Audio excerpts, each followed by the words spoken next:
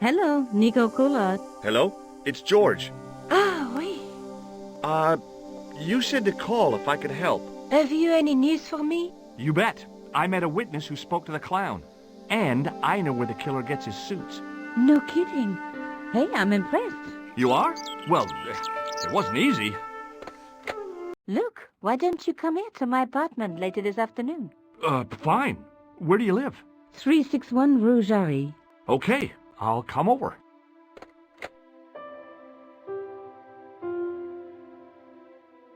I was used to working alone, but I had to admit it felt good with George on the case too. But there were some things I was going to have to do alone, and fast. I needed the answers to some questions.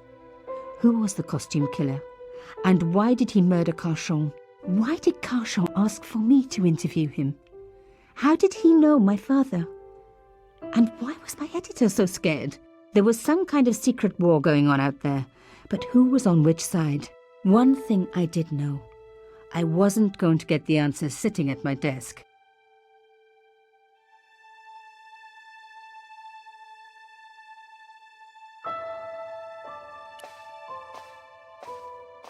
I was beginning to hate the phone. All it brought me was bad news.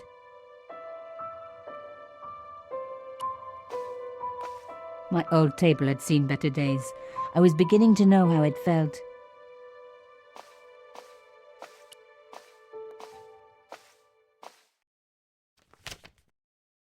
It was a photograph of my father, the first one I ever took, with the first camera he ever bought me.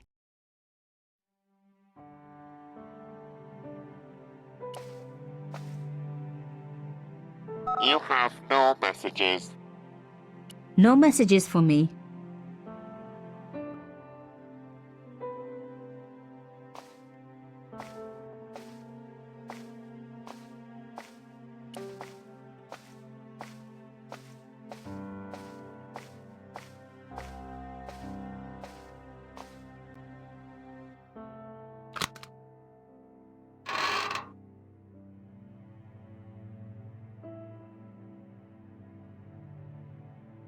The box was one of the few things my father left me. The elephant on the lid was a perfect match to Carchon's.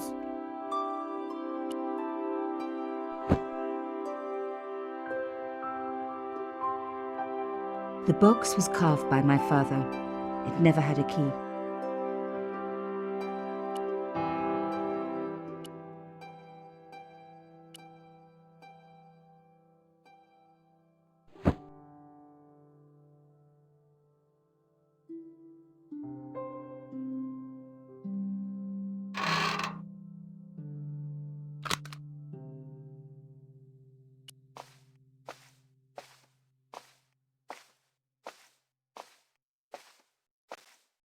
My first teddy. Never had a boyfriend as loyal as him.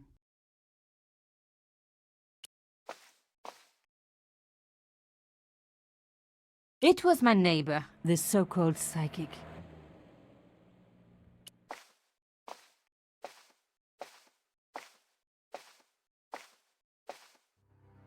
Mademoiselle Collard. Oh, hello there. Don't tell me. I'm going to meet a tall, dark man. No, I don't think so. Why would you say that? Oh, just a wild guess. Anyway, your cousin's female and very pretty. What? Your cousin from Marseille. How could you forget her so soon? She was only in your apartment yesterday. Ah, really? Such a charming young girl. Isn't she? And in my apartment, you say? She let herself in, of course. She's got a key. Suddenly, everything made sense. My apartment had been bugged. That was how Plantard knew all about my article. How did I know? Because the only cousin I have is a sweet little guy called Jean-Marc, who runs a patisserie in Le Touquet. These people were determined, which meant they were also very dangerous. I suppose she'd forgotten which apartment was mine. Oh, Miss Collard, you're a mind reader. That's just what she said. Oh, I bet it was. Well, I'd better be going. See what my sweet cousin's been getting up to. Au revoir, mademoiselle.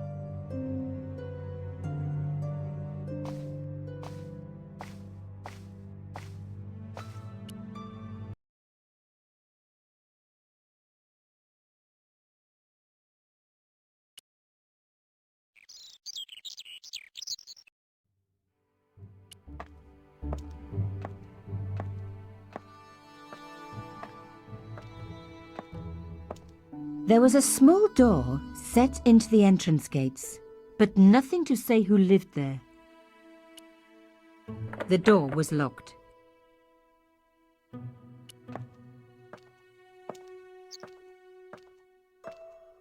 It was the kind of ancient phone beloved of French workmen. I was surprised they still use them.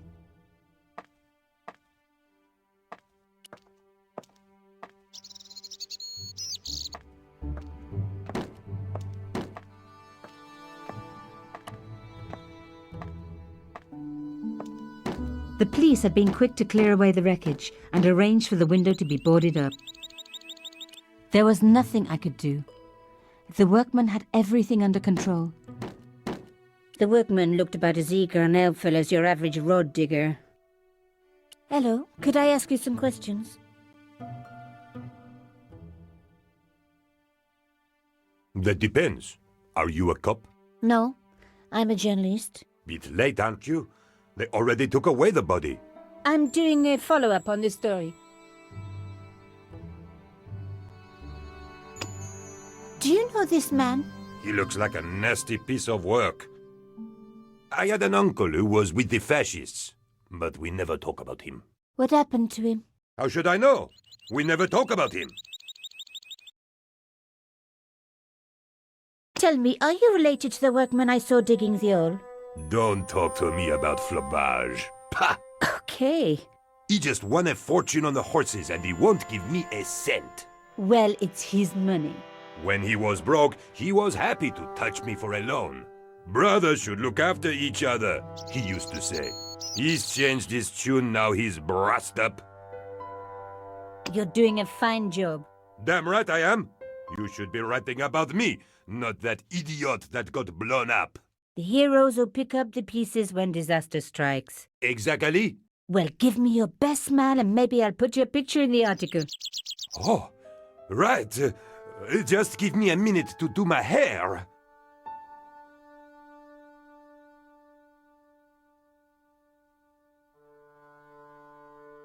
Hello? Yes? Have the police finished with the crime scene? What does it look like? I got orders to board up the windows, and that's what I'm doing. So the body's been removed? I certainly hope so, or it'll stink to high heaven when they take down these boards. Shouldn't you check? Are you kidding? They don't pay me enough to put up boards, let alone check for dead bodies.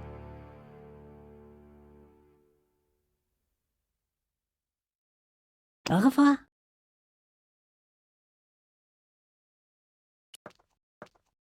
The police had removed the body, but nothing else looked disturbed.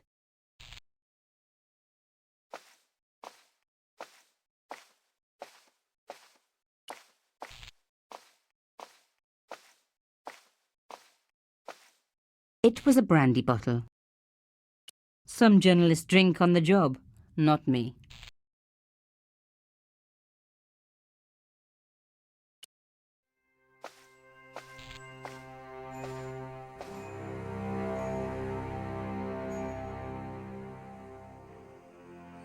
A panel had been blown away, revealing a gap.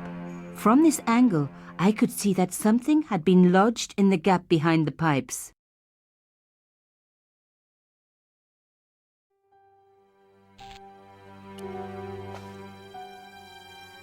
Behind the table were some damaged pipes.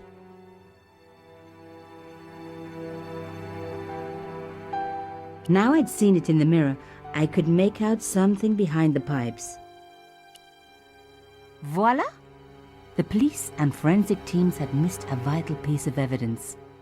Some kind of pouch. On the pouch was the cross symbol of Cochon's organization. I was on the right track.